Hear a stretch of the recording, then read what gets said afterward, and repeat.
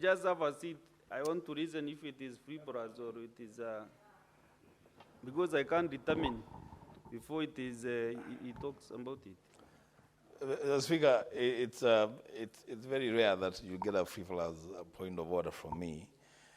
The only concern that I have in the Speaker is that my friend Senator Sifuna is extensively quoting a document that is not tabled. That's my only problem, because I really, it should actually be music to my ears.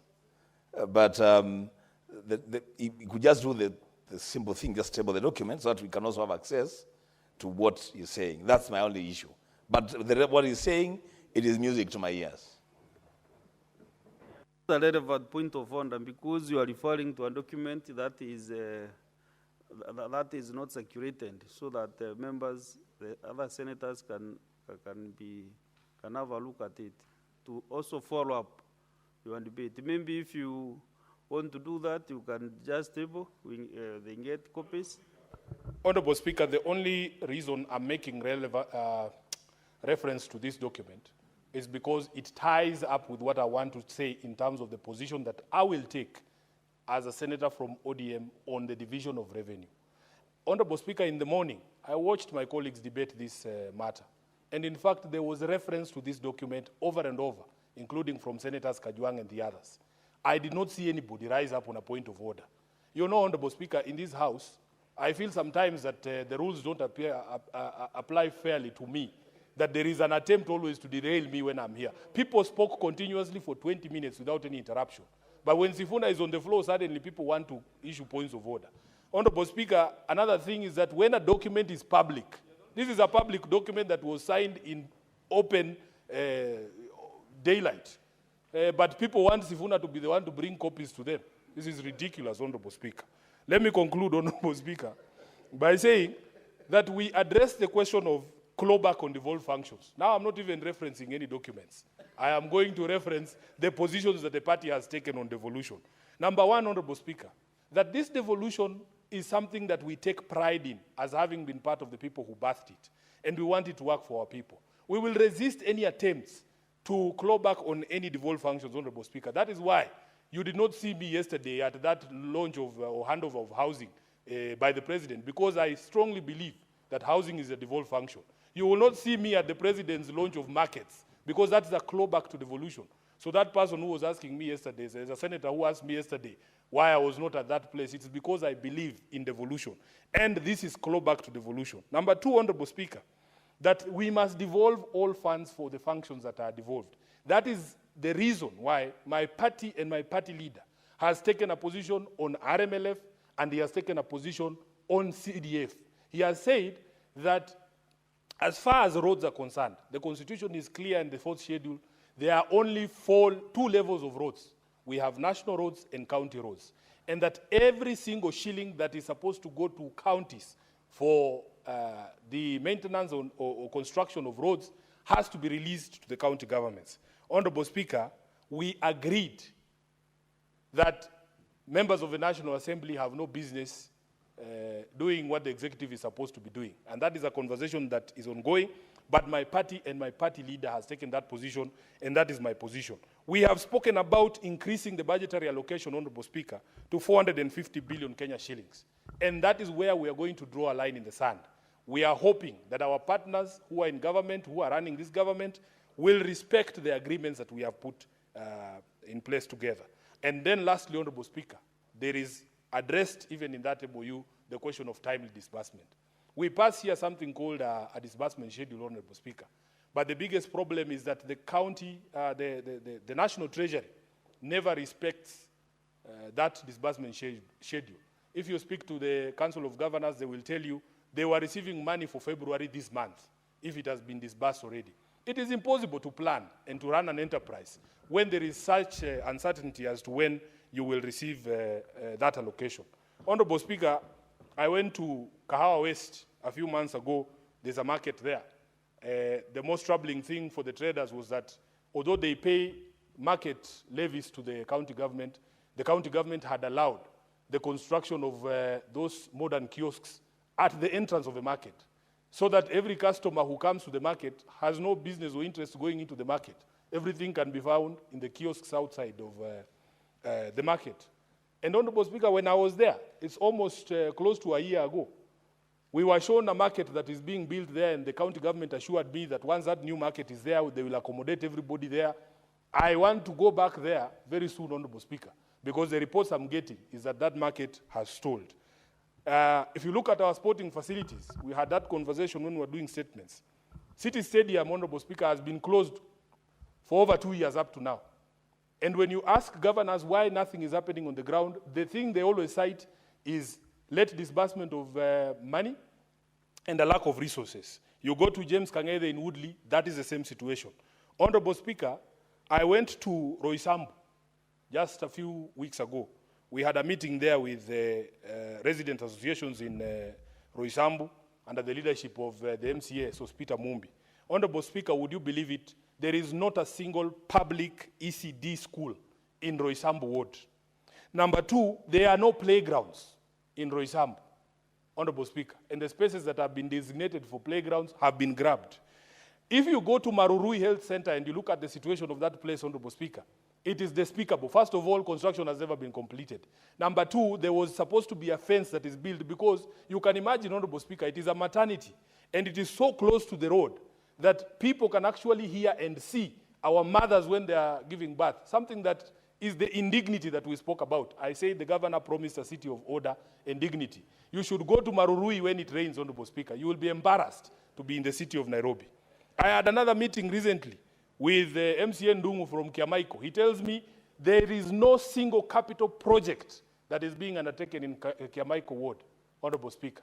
And that the biggest problem is even last year when they were given some allocation for construction of roads, some contractors did good Cabro roads in the ward, but they have not been paid up to now. When you ask Sakaja, Governor Sakaja, he will tell you he has no money. Late disbursement by the National Treasury and other challenges that he says he's facing.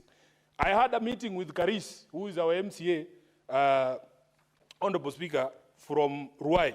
Ruai is one of the largest wards actually in Nairobi. It is actually the largest. I think it's about 100 square kilometers.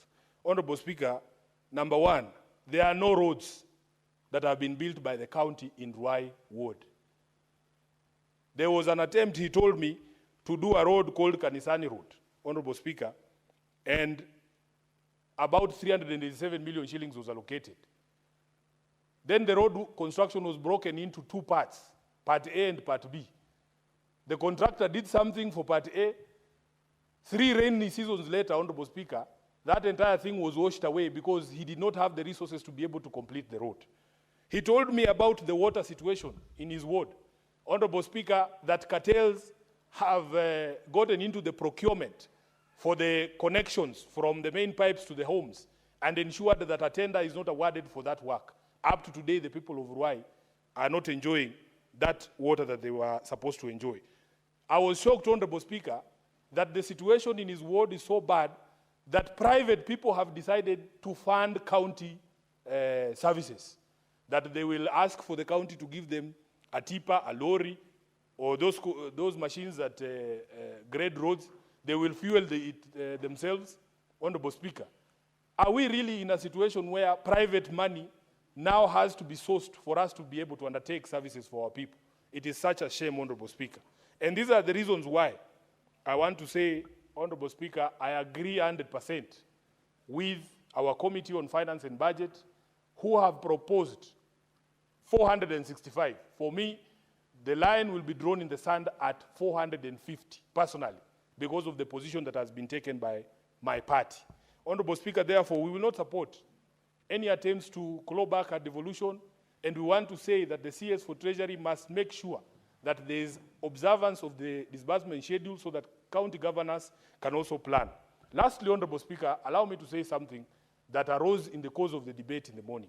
Honorable Speaker, as a Kenyan leader, I know that we leaders have a responsibility to Kenyans and no other person.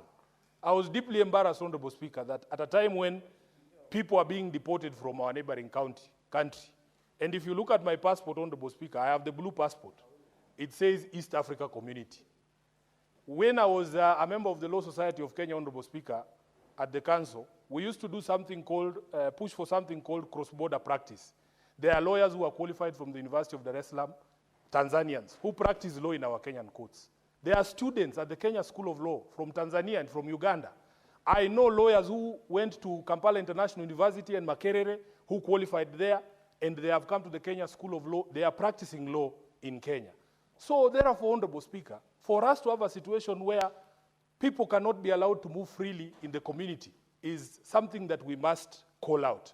Honorable Speaker, I have heard people trying to justify, saying, oh, these are activists. Activism in itself, Honorable Speaker, is not a crime. I know Tanzanian law, there's no law that says activism is a crime, Honorable Speaker. So for me, I was deeply embarrassed to see our Foreign Affairs Minister, who should be our foremost defender, adopt a very nonchalant, a very laid-back, a very lazy attitude yesterday on Citizen, Honorable Speaker, that he has not even summoned the Tanzanian ambassador to ask him what was the reason why these brothers of ours were expelled. As we speak, there are Kenyans whose whereabouts are still unknown. Just show some concern for your countrymen. That is the job that you are given to do, Honorable Speaker. So I was a bit disappointed. And we need to, as a community of nations in East Africa, we must, Honorable Speaker, call out dictatorial tendencies whenever they emerge, because we are all brothers.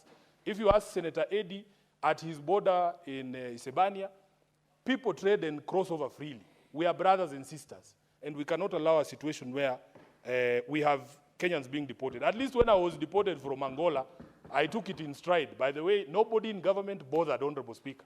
But I was okay, because me, I can take care of myself. Plus, Angola is far away. We don't share any borders. I don't think I know any Kenyan who's married to an Angolan. It was okay. But Tanzania are our brothers and sisters. And we must, Honorable Speaker, stand up for every Kenyan.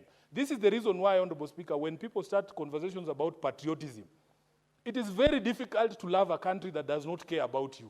That I know that if I am in a quandary somewhere outside Kenya, the Kenyan government, or at least the CS for Foreign Affairs, will not care what happens to Sifuna. Honorable Speaker, it breaks my heart. If I was stuck in southern Lebanon when the war began, would this government really come for me? That is the question I ask myself. We are on our own. Then when we complain, people say, oh, you don't love your country. Love, Honorable Speaker, is reciprocal. You love me, I love you. I thank you, Honorable Speaker. Senator Wambua Enoch.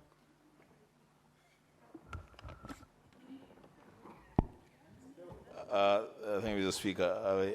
I like the parting shot by Senator Sifuna. He's craving love from the government so that he can love back.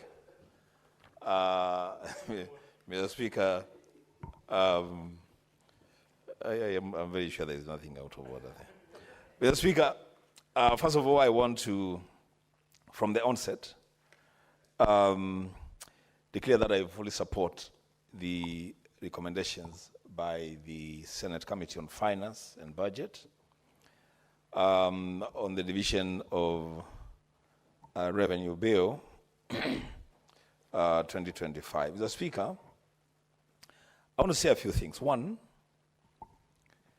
the committee has given us a very elaborate and scientific account of why they are proposing 465 billion as the allocation to counties in this coming financial year.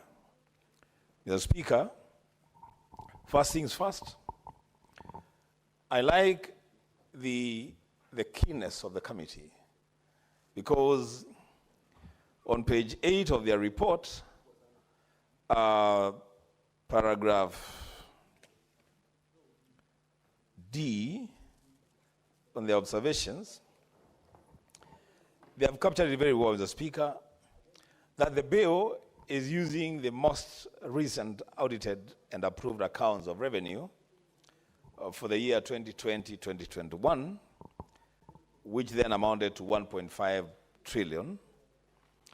But the same assembly, on April 15th, later after doing their maths, they approved the audited accounts of revenue of 1.9 trillion for the financial year 2021-2022, which then makes that 1.9 trillion the latest audited accounts, and all calculations then should flow from financial year 2021-2022. But Mr. Speaker, even without going to the science of this argument as captured by the report of our committee, Mr. Speaker, it is very clear that the ordinary revenue is growing every year, but there is no proportionate growth in revenue allocated to county governments. Mr. Speaker, when you look at the report, it captures the imagination of all Kenyans of goodwill, that there are expenditures that are non-discretionary for county governments. Expenditures like payments to chief, the housing levy, NSSF, and the county aggregated industrial parks. Mr. Speaker, these are policy decisions that have been taken at the national level, which policy decisions have a direct bearing on the revenues of county governments. When you say that you are going to allocate 250 million Kenya shillings for the county aggregated industrial park in every county, and every county government is supposed to match that allocation, as a Speaker, it is not like there is any county government that has the option of opting out. All of them must spend 250 million Kenya shillings to match the government expenditure for the parks. And for this reason, Mr. Speaker, there is reason to consider that amount in the allocation to counties. Because then if you don't, what it means is that they will have to stop other budgetary allocations for their functions to support the industrial parks. And Mr. Speaker, that is basic intelligence. Mr. Speaker, on the issue of the UHC, and every speaker has spoken to this matter, Mr. Speaker. You know, hardly a day passes before medics working under the universal health coverage demonstrate outside of Parliament, and specifically outside the gates of the Senate. Mr. Speaker, I heard the minister or the cabinet secretary responsible for health the other day saying that they are now going to be offloading the UHC staff to county governments. Mr. Speaker, if that is going to happen, then the expectation, Mr. Speaker, would be that all these UHC staff, if they have got to migrate to the county government's payrolls, then they must migrate with their budget